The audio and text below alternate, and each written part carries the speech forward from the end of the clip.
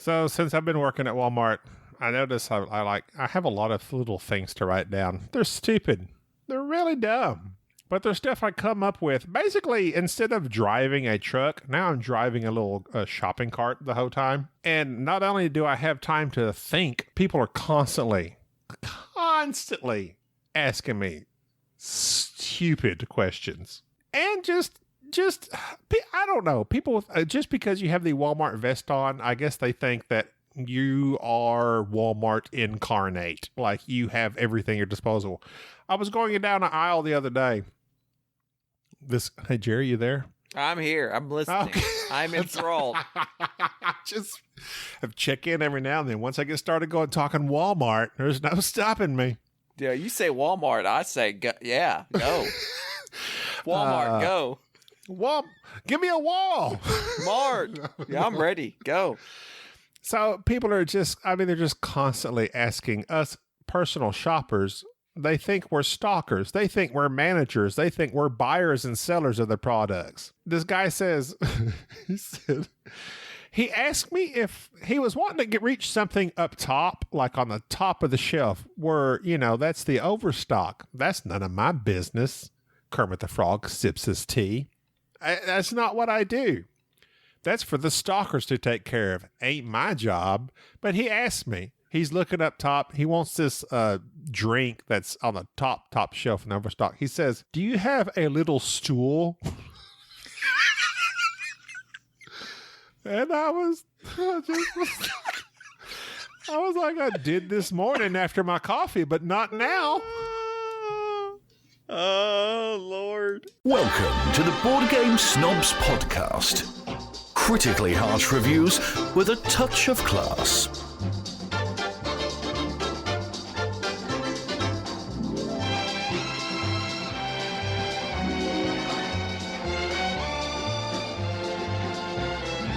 And go. Welcome to the Board Game Snobs podcast.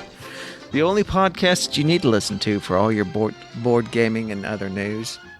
Because that's what we are. We're a board game podcast. And we talk about board games. Unfortunately, this week's podcast, we've recorded it early. Normally, the past couple of weeks, we've always recorded after we had watched The Mandalorian. Unfortunately, we're doing it a little bit early this year. We may have to do a pod snap. I'm super busy. And so I know with everything going on, so we're kind of anticipating trying to get ahead of it. I did do a little bit of research, and apparently it's like that Gina Carino. I think you're right. I think she got canceled because I think she was saying like you shouldn't wear a mask or something. And people got mad. And she's talking to the Mandalorian? Yeah, the nerve. Where does she get off? I don't know. This is not the way. This is not the way. I wear a mask even to bed. I can't risk it. I do too. Mm-hmm. Did you know that scientists discovered a bizarre hell planet where it rains rocks and oceans are made of lava? That's called Australia. That was an easy softball to you. Just thought I'd toss that out there. But it was, seriously, hundreds of light years away. Planet K2141b. This is interesting. I find this interesting. Continue. Well, I mean, I could read the whole article to you, but no, know. Stop that. We're not good. We're way past that. Hey, say Tuesday. Tuesday. Now say it how you would normally say it. Tuesday. My wife says Tuesday. Tuesday. Your wife sounds like she's trying to be highfalutin. Excuse me, sir. We give her a hard time, me and Sade, because she often says Tuesday, and anything that has the U-E-S, it's a long vowel U. She does that. I'm like, babe, it's Tuesday, not Tuesday. And she makes it, she does it without even thinking about it. Like, it's not something she's thinking about. Like, I'm just saying this to irritate Gabi. She literally says Tuesday. Tuesday. That is weird. You know what's worse? It's like Friday. It's Friday. Gotta Get Down on Friday. You remember that song? Like it was the most hated song of all times. You remember that when it came out on YouTube? Yes, something. Her name was something black. Yeah, I remember when that came out, and that was like almost a decade ago, and it was voted like the worst song like ever. Like I think it was like I can't remember exactly who. Like they got together and came out and said, "Yes, this is like the absolute worst song ever created." But it was a hit, one-hit wonder. Well, it was a. How much money she has now? Yeah, well, like she's never done anything else afterwards, right? I mean, like nobody's talking about Rebecca I think Black. she's tried. Rebecca, how did you remember that? Did you look it up? I did. Okay. Plus, Rebecca's one of Black. those irritating names. Not that I'm anti-Rebecca like I am Trevor, but like Rebecca is an irritating name because every time I spell Becca. You shorten it to Becca. yeah, because I can't remember, is it 2 B's or is it 2 C's? I end up making it Rebecca. Or a K. Oh, no. If you're edgy, you make it a K. If you spell Rebecca with a K, you're you're not going with me to Ruby Tuesday. Tuesday. Speaking of one-hit wonders and Walmart, I don't know who their DJ is, but Mambo number 5 Yes. is on repeat. I paid Trent $5 to say every time Gobby works, you play me some Lou Bega. I'm like, where do they come up with these rando songs? Like, this will get them shopping a little bit on Monaco in my life. I'm sashaying down the aisle, picking up stuff off the top shelf for a rando guy with my little stool. Oh, man. Ridiculous. Absolutely ridiculous. Another thing that irritates me, there's way too many choices. I know I talk about Walmart in my job here a lot, but you know what? It's just going to have to be that way for just a little bit until I get tired of it and it's no longer a topic of discussion. I'm interested. Please tell. I appreciate you listening. I'm ready to listen. Like I'm supposed to pick up pineapple. Now, there's pineapple. There's the whole pineapple, or you can go to the canned section where you have Del Monte, you have Libby's, you have Great Value brand, you have pineapple chunks, pineapple slices, nope, pineapple tidbits. Do you want it in syrup? Do you want it in juice? Do you want it in water? There's way too many freaking choices for everything. Beans, 1,000 different choices of beans. Corn, do you want white corn? Do you want yellow corn? You want cornbread? What do you want? Hominy. Sugar. We have white hominy. We have yellow hominy. What kind of hominy do you want? I want really there to be harmony amongst all people. I prefer Bone Thugs and hominy.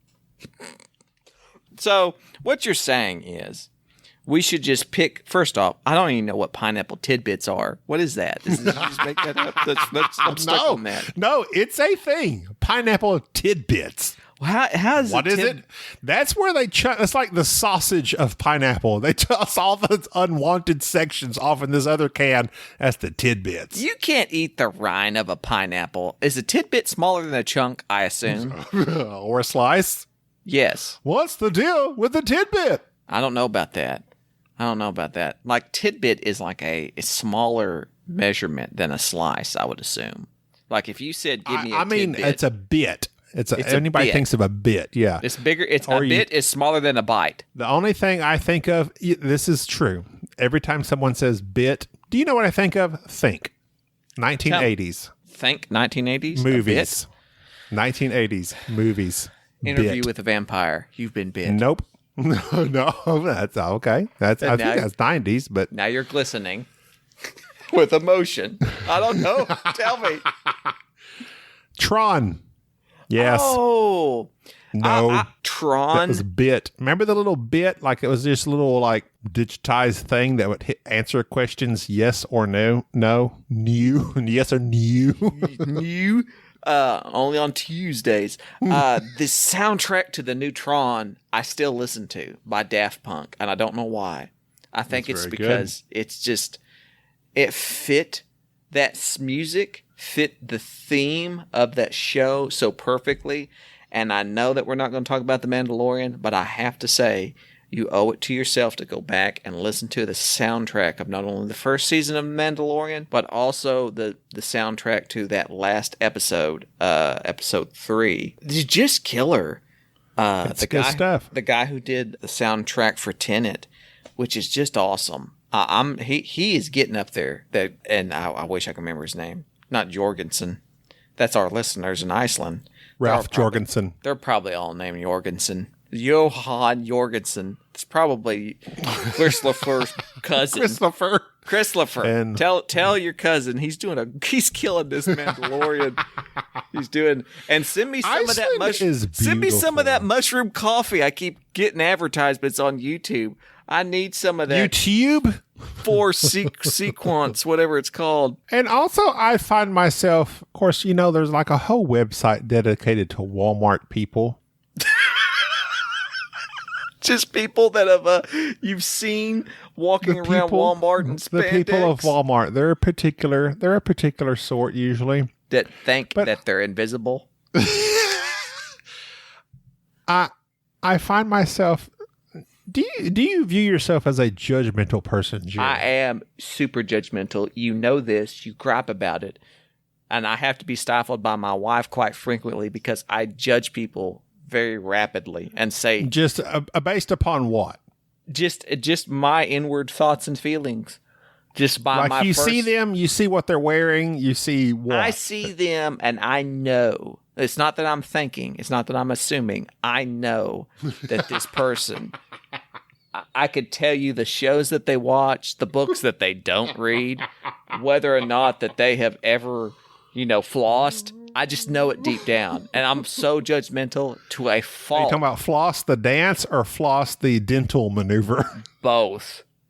And so, yeah, I'm terribly judgmental. It's one of the few things I like about myself, though. Because I'm Well, I saw a guy the other day.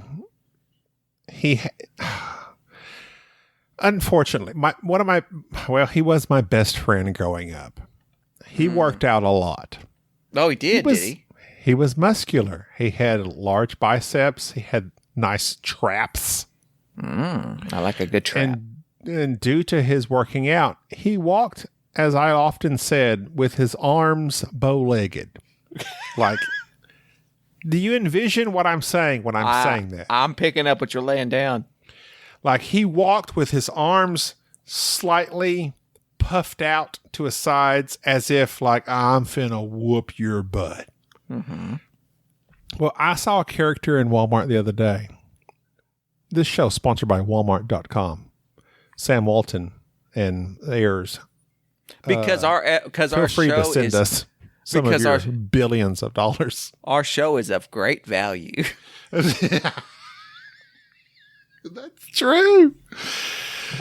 This guy was walking, and just his appearance, the way his head was shaved, the way his arms were bowed out to the side, he was wearing spandex pants. Affliction. His Affliction shirt. What shirt was it? His Affliction shirt, or maybe it was, I can't think of, there was a designer like just a few years ago. He came out with cologne and everything.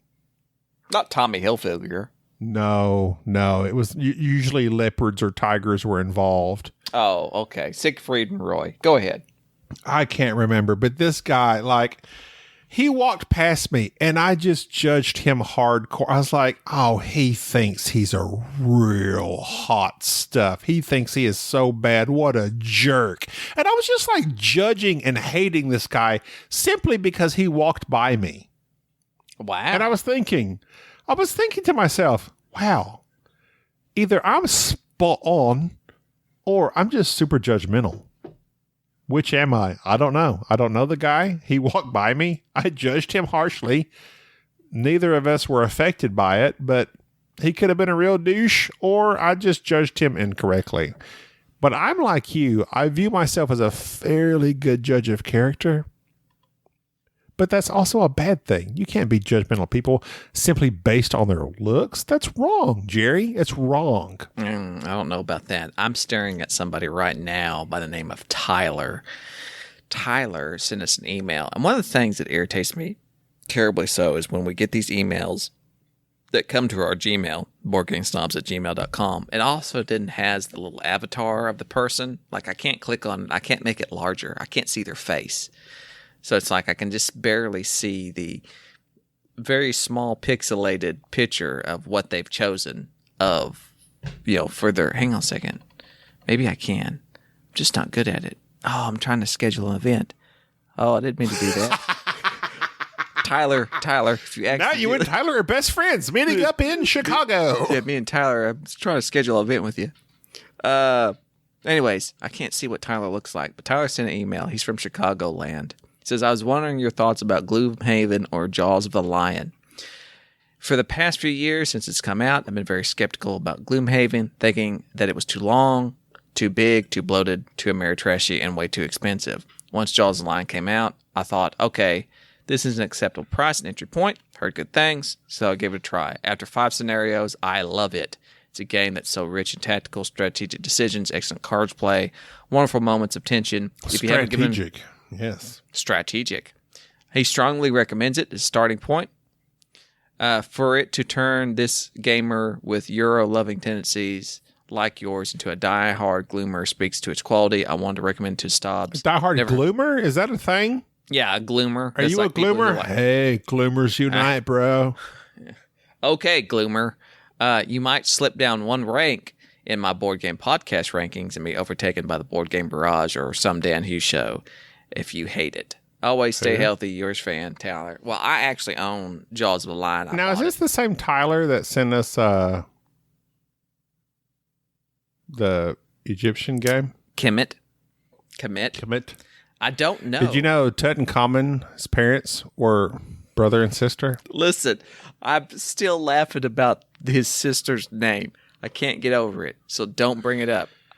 Incestuous up, get me a beer. So Tyler, number 1, I own Jaws of the Lion. Number 2, I've played the first couple scenarios. Number 3, I don't know if Gabi would like it because of it being something that's not quite up our alley in terms of it being kind of a dungeon crawl, card play, co-op type game. Don't judge me based upon my appearance. I'm just thought your appearance is about your past preferences. I will say this. I am incredibly impressed with Jaws of the Lion. Then I am also incredibly impressed. Yes. Just the card play is you got a deck of cards. Of course, you pull out 2 cards and you pick the top of one, the bottom of the other, and you do these actions and you're moving your character around and you're just fighting these various monsters. And it's a very light version of Gloomhaven, and then each scenario adds one more mechanic, one more little element of the game. And so, of course, I don't want to spoil anything because I'm not too far into the game, so I'm sure it's going to add more elements. But I am very impressed with Jaws of the Lion. I want to play it. I've purposely been slow about playing it solo because I don't want to spoil too much of it because I desperately want to get together with Gabi and Enrique and play it. Oh, really? Yes, I do. So you think it plays better? It plays good as a co-op? Well, that's how it's supposed to be. It's supposed to be a co-op. It's supposed to be this is your party, and you're going out and you're fighting, and each character. I would love to. So yeah, and I am. Maybe enthralled. someday in 2025 we can get together. That's what I'm looking forward to. That's what keeps me going. That's what keeps me going. While we're talking about games, I just wanted to do some light housekeeping in terms of the games that I've been playing. My wife and I have been playing a lot of games here lately. Go ahead. So, some of the games that we have played, for instance, Tribes, which is a game from Cosmos, by the publisher Cosmos. The designer was one whose name I will butcher if I try to pronounce it, but he is the lead designer for Nations. Now, Nations is one of my favorite games. So Tribes is a very light, quick game of basically tribal, cavemen building up their tribe to be the best. And it has some tile laying, it has some action selection, and just basically just moving up some tracks. It's very light. My wife really likes it. Why is it when I Google Tribes, it brings up everything but tribes? Tribes, Rise of Tribes, Zolkin, Era of Tribes. because this game didn't really kick off very well for some reason. It's very light. It's very What's the random. name of it? Is it Tribes. 2019? No, it's older than that. It might be 2019. Is it Tribes Early Civilization? That's it, I think. But it was fascinating in terms of my wife playing it and then going, I don't know how I feel about this. And she goes to say, well, I think it's too random. It's too random. Is it Tribes Dawn of Humanity? Yes. No, think that's that's Tribes Dawn of Humanity is the game that we had. That's the one we played at BGG? Yeah. Okay, that's what I was thinking. Well, Yeah, I don't know what you're Tribes- playing then. Because Tribes Tribes is- does not pull up. Oh, no, I know. That's like a terrible name because everybody has gotten... Rise of Tribes, I kickstarted that. Sucks. There's Tribes Dawn of Humanity. We like that at BGG. There's a 1998 game simply called Tribes, but I don't think that's it. That's not it. I'm trying to find it for you. But I can't for some reason because BGG has a terrible search engine to find Wow. actual tribes. So just search Okay, well, go tribes. ahead. Sorry, But- I distracted you, but I was trying to get on course with you and tell you who the designer was, etc. Well, you're not going to be able to pronounce his name because it was a Rustan Harkinson. Rustan Harkinson is his name, and it's the guy who did Nations, Nations of Dice game, and so forth. Yeah, it's Tribes Dawn of Humanity. It is Tribes Dawn of Humanity. I'm That's sorry. it? Yeah.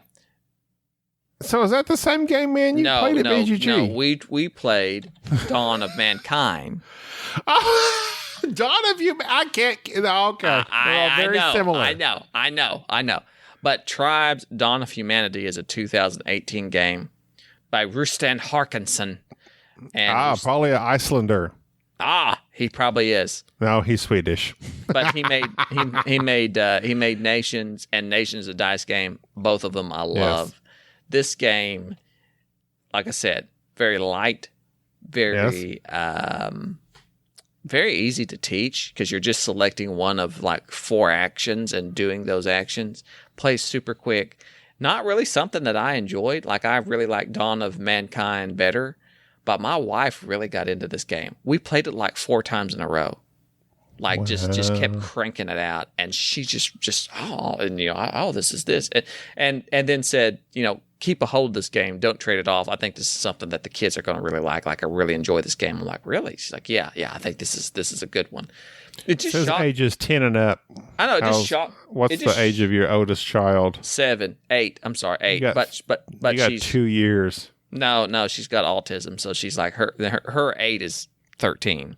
Her 8 is 10. Okay. Yeah. So she could crank this. So I was just shocked by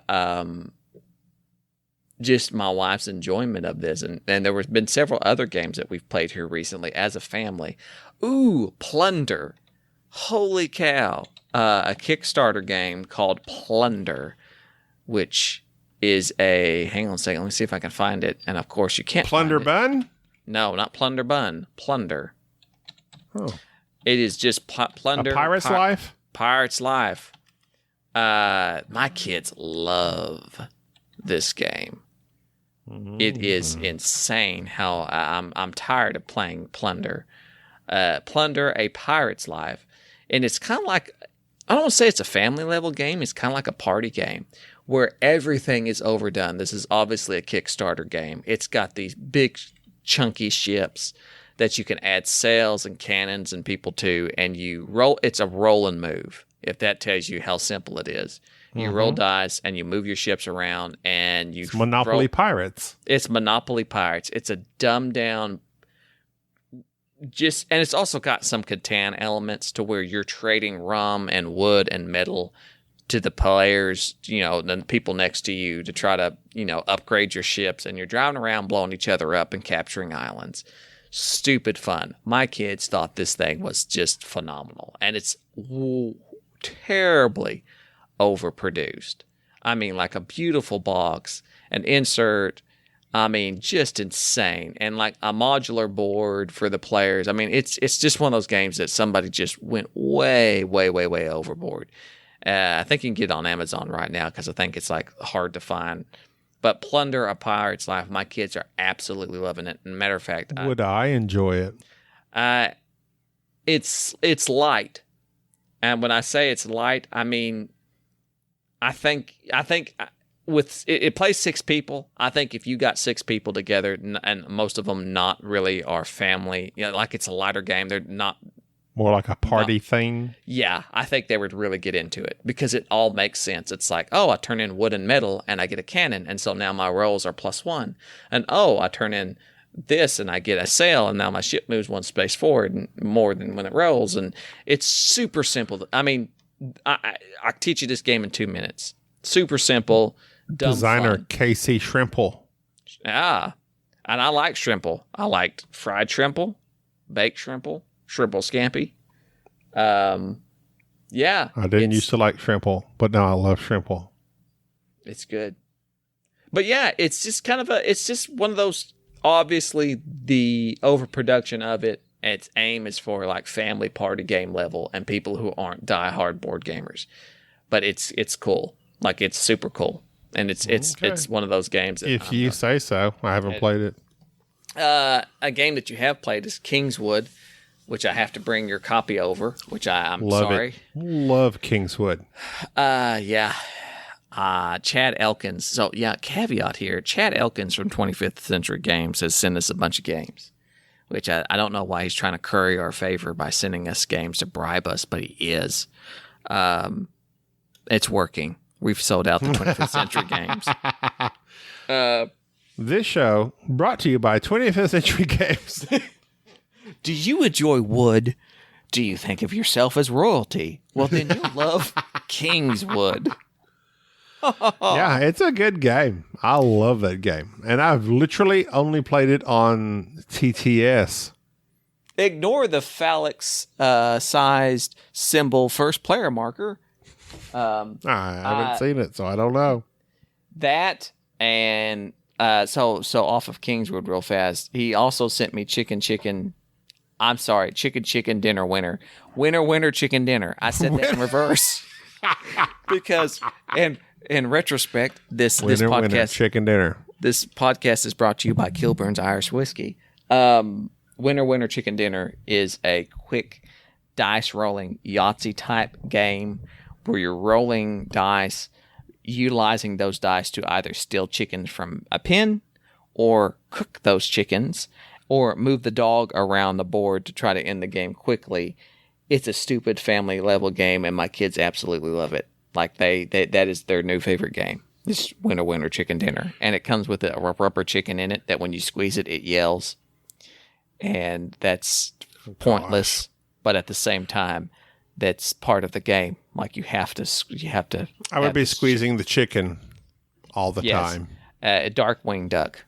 We've named him. All right, let's get to our main topic that we were going to discuss. I don't have much time left. We need to get this done. Pax Pamir, go. Second edition. It's great. I love it, and you should buy it. Done. Thank you for this episode. The artwork in it is amazing. No, thank you for this episode. As if I'm appreciating somebody else for this episode. Well, you're welcome. You're welcome. Yeah. I've done my best to carry this episode. Wait a second. Let me give you 30-second rundown of Pax Pamir second edition. We played this one time, 2-player. Jerry has since played it solo, I'm assuming. Yes, I'm playing it solo. I want to let you carry this. Go. So I have messed with this game off and on with the solo, plus the kind of setting it up and playing it 2-player myself, just moving pieces around. Number one, the components are amazing, off the charts. Just looking at it, nothing else needs to be said. The theme of it. What charts are those that they're off of?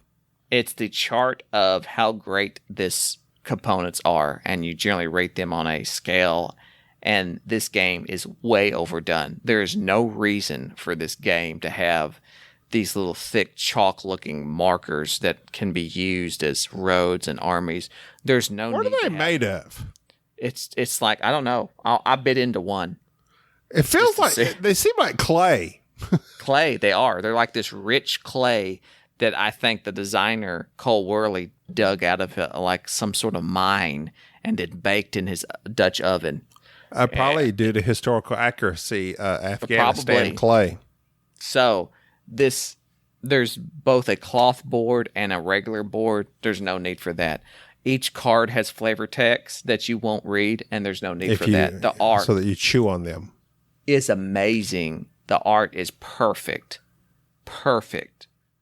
And I mean that in connection with the theme of this game. The artwork, whoever did it, whoever sat and researched all this painful detail, they just nailed it. That is why the artwork and the components of this game is off the charts. The decisions in this game, very simple. You're buying a card off this tableau. You're putting your money out there, kind of like Majesty for the Realm and various other games where you'll put your money. The cards go from $0 to $5, and then the card that you buy, instead of putting $5 in the bank, you put your coins one at a time behind those cards. So you're laying coins on those other cards. So when somebody else buys those cards, they get that coin. Those cards go into your hand. The game plays very similar to me like London 2nd edition, to where you're building this tableau and you're using that tableau to attack other players by putting out armies, building roads, moving assassins around to other people's tableau and killing their cards. The game is super complicated in terms of how to play it, the strategy.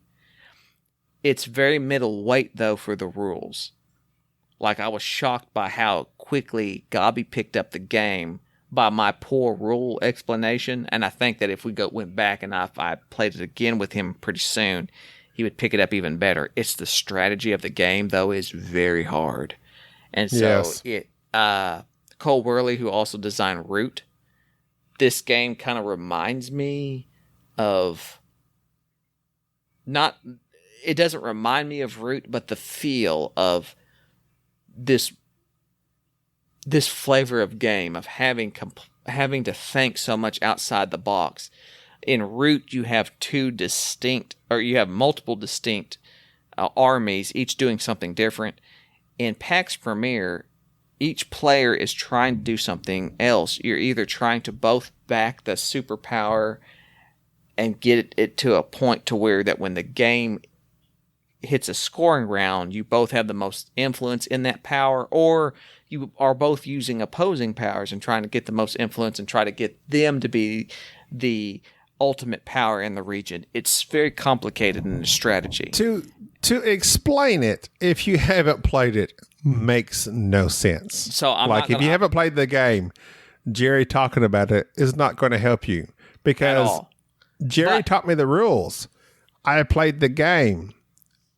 After the first game, I was like, oh, now I think I might be ready to play. After I have played the first game, you need at least one play all the way through to fully grasp the effects of this game. It is fantastic. I loved this game. And there was a thing that Jerry was in the lead at the last minute. I performed a maneuver that flip-flopped me on Tuesday that put me in the same position as Jerry, but Jerry had more influence with the person in charge. He wins the game. The artist is Richard Wilkins and Cole Worley, just FYI. But to give you an idea of the feel of the game, this game, to me, obviously feels like a war game, a very strategic one where you're trying to anticipate what the other players are doing. So if you like a very interactive war game where you're not so much using armies to fight each other, although that is an aspect of the game, but more of you're trying to anticipate what this person's strategy is going to be. It's very obvious if you play with an open hand what their strategy is, but also how am I going to counteract that? Which is what we did, right? Right. So it's like, do I sell out and join in? If I can't beat them, join them? Or do I go the route of, okay, no, I'm going to be on the Russian side, the British side, or the Afghan side, and I'm going to try to push them to power in complete opposition of the other players.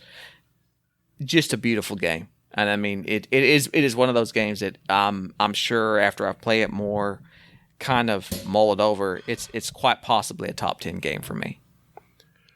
It is incredible. The components are incredible. The little cloth mat is very nice. You could use that or the board. Just unnecessarily nice. It says swing the tides of the great game as countries vie for control of Afghanistan. What years is this supposed to be taking place in? I think 1840 was the great game, off the top of my head. And like I said, I'm very poor with this history of Afghanistan. But I did 19th century Afghan leader. So okay. But yeah. Okay. I'll be honest. I did not read any of the flavor text, and I feel bad because it was our first game, and like the first game, I'm just trying to grasp the rules. I'm not Enrique. If Enrique was here, I'm sure he would have been reading the flavor text, but the flavor text is just like the designers like saying, hey, look, we did our research. This is what's going on. This is who this is, blah, blah, blah. I'm not the kind of guy that reads flavor text on historical games because I just am there to play the game and try to win. Upon maybe fourth or fifth play, I might be reading flavor text. But you don't need the flavor text, and nor do you need to understand the overarching history of the game. The theme is very apparent. You are trying to buy cards to influence these powers and put these powers in the position to where they're going to win when there is a check during the game. So I really, really think that this game has been overshadowed by games that appear to be much lighter, like Root. And I keep saying that because that's the other designer's game. If you like Root, you need to play Pax Pamir. It's that simple. Well, I think it's just... for one, it's not as accessible. Although once you... it took me a while to... what's fascinating is there are games that like this. I knew this was going to be a heavier game. But even at that, once Jerry explained it, it takes you a little bit. But it's even the heaviest games you think that exist are oh, now I get it. And so once you're playing it, you're it's not that heavy. But that's just a gamer thing, once you get into the mode. So Pax Pamir 2nd edition, while heavier than most games, is not a barrier of entry, I believe, that is impossible to get past. Because if I got it, I lost ultimately, even though I did a little flip-flop at the end I was impressed with myself with. I still lost, but I enjoyed the feel of the game. I do think a 2-player was fun. I enjoyed it, but I do think having multiple people play, if only we could have a third person available to us, it would be a little more interesting to me because there would be more going on, a different dynamic, an actual feel of the politics of the game. Yeah. But at 2-player, I still enjoyed it immensely. And I think to give you the idea of how excited I was to get this game played, I braved COVID to play this game with Gabi. It would happen to be a week for which I was tested and was quarantined and tested negative for the coronavirus. And then as soon as I came back with a negative test, called Gabi and be like, hey, when's your next... Are you off tomorrow? I'm coming over. I know for a fact I'm negative. I'm coming over to your house. I've got a game we got to play. I was that excited to play it after messing around with the game and setting it up and just reading the rules and coming to understand it. I wanted to see how it would play out in terms of strategy. It did not disappoint. There is a great chance... It did not... It's a 2019 release, I believe, technically. I think if we went back and redid our 2019 list, this game would definitely, atop of 2019, this game would definitely be on it for me. 3.74 weight. I do not think that this game is heavier than On Mars. I don't. No. This is a very straightforward. But the heaviness comes from the decision making, which there's a lot of decisions to make in this game. I've gone over time. I've got to get off here. And so it's one of those games at the end of, I was like, there's two types of games. It's during the course of the first 2 or 3 turns, you're like, oh, okay, I get it. Or there's games like this and On Mars where nearly at the end of the game, you're like, oh, okay, I get it, but it's too late. That's how this game was for me. It's like, oh, okay, I get how this game plays now. And now I'm really ready to play it again. But now I've got to wait for Enrique and Jerry to be ready to come over again. Right. Go get tested, Jerry. I need to get tested as well. I'm the one around hundreds of people at Walmart. Walmart people at that. You're the one around all the guys with the we don't believe in t-shirts. Masks. Yeah. So, anyways. What virus? This is the Board Game Snobs. Send us an email. Thank you, send us an email. I think since we've been on Facebook and Instagram here lately in our Facebook group, people contact us through there a lot more. But we really focus on the emails because that's easier for us to look at and say, okay, this person wrote about this. Because on the Facebook group, it kind of gets lost in the menagerie of Jerry's posts and my post and other people's posts. I post a lot. I'm a good poster. Thanks, Chad. Noodling, etc. Elkins of 25th Century Games. Do you want games that are in the 25th Kingswood, century? Buy it. Yes. I really like Kingswood. I'm looking forward to playing that with my wife. And bring me my copy. Thank you. And good night. Night to all, and to all, a good night. Thank you for listening to the Board Game Snobs. Stay classy.